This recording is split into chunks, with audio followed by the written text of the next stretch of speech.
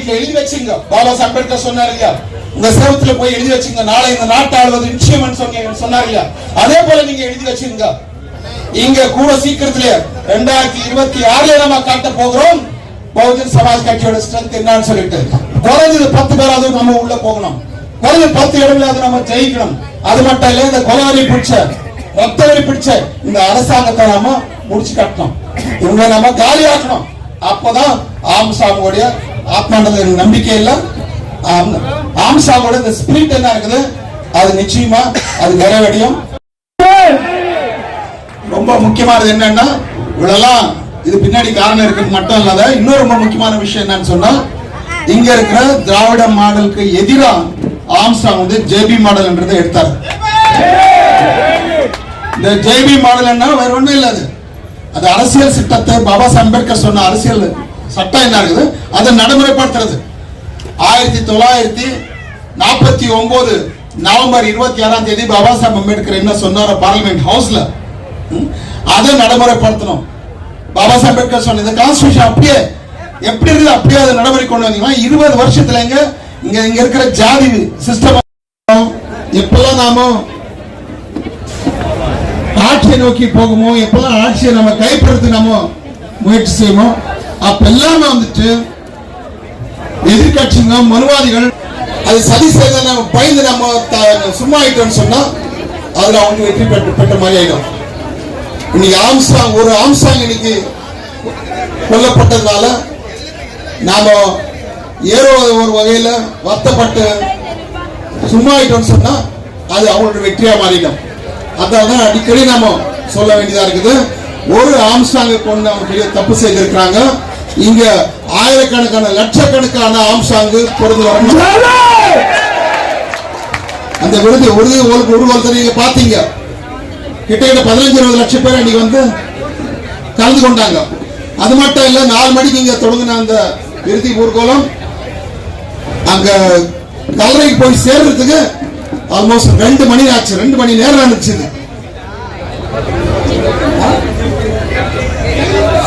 8 hours 8 மணி ஒரு kilometre 60 kilometre நிப்பாட்டி ஆயிரக்கணக்கான பாடும்போது எனக்கு நம்பிக்கை இருக்குது. அதாவது அசோக் சித்தார்த் சொன்னாரு, மறுபடியும் தமிழகத்துல ஆயிரக்கணக்கான அம்பேத்கர் போல கோடிக்கணக்கான ஆம்சாங்க உருவாகுவாங்க. அதனால இப்போ இப்படிப்பட்ட ஒரு எது வரைக்கும் வந்து கொண்டிருப்போம்னா அவரோட படுகொலைக்கு நீதி கிடைக்கிற வரைக்கும், இந்த கொலவரி பிடிச்ச அரசாங்கம் மாறுற வரைக்கும் நான் அடிக்கடி இங்க தமிழகத்தை நான் வந்து கொண்டே இருப்பேன், உங்களை மறக்க விட மாட்டேன். அதோட ரொம்ப முக்கியமான விஷயம் அவர் சொன்னாரு என்னன்னா, ஆம்சாங் வந்து இங்க வெறும் அரசியல் மட்டும் செய்யல, அதோட ரொம்ப முக்கியமா பௌத்தத்தை இங்க பரவினார். இங்க மொத்த சவுத் இந்தியால புத்திசம பரவத்துக்கு சில முயற்சிகள் செய்திருக்கிறாங்க. ஆனா அது பெரிய அளவில் வளரல. அது எப்போ ஆம்சாங் 2016 புத்த விவகாரம் ஆரம்பிச்சாரோ அன்னிலிருந்து அது ரொம்ப சிஸ்டமேட்டிக்கா வளர்ந்துருக்குது நம்ம பார்த்திருக்கிறோம். தமிழ்நாட்டில் மட்டும் இல்லாம கர்நாடகா, ஆந்திர பிரதேஷ், தெலுங்கானா கூட நிறைய பௌத்த மகாசங்கம் ஒரு மிகப்பெரிய ஒரு ஆர்ப்பாட்டத்தை நடத்தினாங்க. இதேதான் அவங்க டிமாண்ட் பண்ணாங்க, நீங்க இன்ட்ரெஸ்ட் பண்ணும் அப்படின்னு. காரணம் இது ரொம்ப முக்கியமான கதை. பாபா சாஹேப் அம்பேத்கர் இறந்துட்டார். இங்க இருக்கிற இந்துத்துவாக்கு ஒரு சவால் வருதோ அப்பெல்லாம் தலைவர் நாம பார்த்து கொண்டு வந்திருக்கிறோம். அது மட்டும் ஆக்கிட்டாங்க. அது மட்டும் இல்ல, அவங்க ஒரு திட்டம் வச்சிருந்தார்.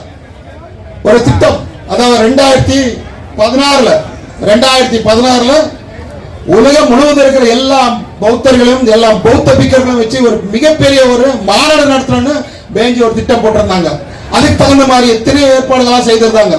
இதெல்லாம் பார்த்த மனுவாதிகள் இவங்க வெறும் ஆட்சியை பிடிச்சி ஏதோ கொஞ்சம் அதிகாரத்தை பெற்று கொஞ்சம் மறுபடியும் ஆட்சிக்கு வரக்கூடாதுன்றதுக்காக பெரிய சதியை நடத்திருக்கிறாங்க.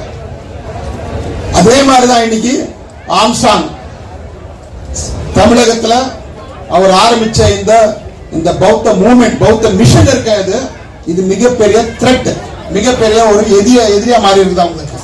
அதனால அவசியமாகவும் இந்த காலகட்டத்தில் லீட் பண்ணது அப்படின்றது வந்து ரொம்ப முக்கியமானதா நான் வந்து நினைக்கிறேன். அது அண்ணனுக்கு அவர்கள் செய்யும் மிகப்பெரிய கடமையா நான் வந்து நினைக்கிறேன். ஜெய்பீம்.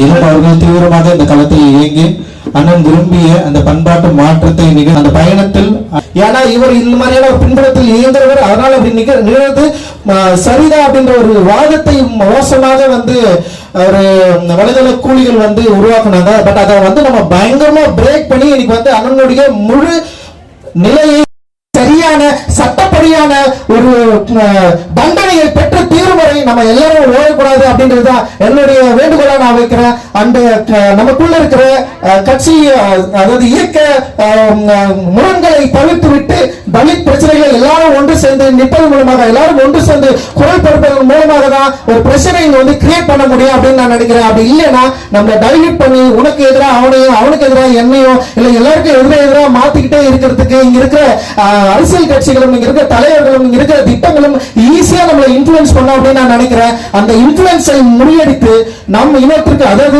தலித் இயக்கங்களுக்குள்ளே இருக்கிற முரண்களை, நமக்கு முரண் இருக்கு, விமர்சனம் இருக்கு, இல்லைன்னு சொல்ல, ஆனா அந்த விமர்சனங்களை முரண்களையும் தூக்கி எறிந்து விட்டு தலித் பிரச்சனைகள் எல்லாரும் ஒன்று சேர்ந்து குரல் எழுப்பதன் மூலமாக தான் இங்க இருக்கிற அதிகார வர்க்கம் நம்மை கண்டு பயப்படும். அந்த பயம் தான் நம்மளை வந்து நம்முடைய திட்டங்களையும் நம்முடைய செயல்பாடுகளையும் தொடர்ந்து சரியா கொண்டு போறதுக்கான ஒரு மிகப்பெரிய வாய்ப்பை உருவாக்கும். அதனால் நம்ம எல்லாரும் ஒன்றிணைந்து